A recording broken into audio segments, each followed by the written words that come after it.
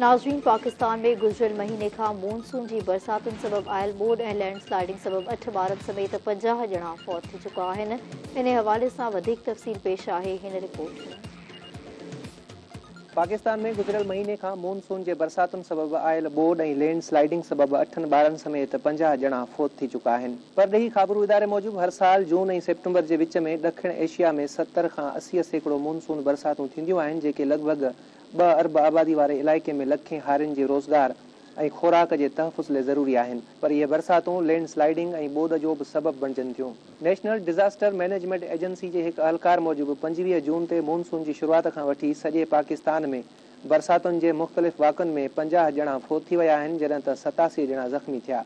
Emergency service rescue 1122 जे तर्जुमान बिलाल अहमद फैज़ी मूजिबि ख़ैबर पख्तूनख्वा जे ज़िले शांगला में लैंड स्लाइडिंग सबबि फौत थियल ॿारनि जा लाश कढिया विया। जनाज़े निमाज़ अदा करण बाद खेनि मरतंग में दफ़नायो वियो, जॾहिं त रेस्क्यू अहलकार अञा ताईं मलबे में दबियल 2 ॿारनि खे ॻोल्हे रहिया आहिनि। ॿिए तरफ़ अख़्तियारनि जो चवणु आहे त लाहौर में रिकॉर्ड तोड़ बरसाति पई आहे। रोड रस्ता दरियाउनि ऐं नालनि में तब्दील थी विया आहिनि। हिन हफ़्ते लॻभॻि 35% आबादी बिजली ऐं पाणीअ खां महरूम थी वई आहे।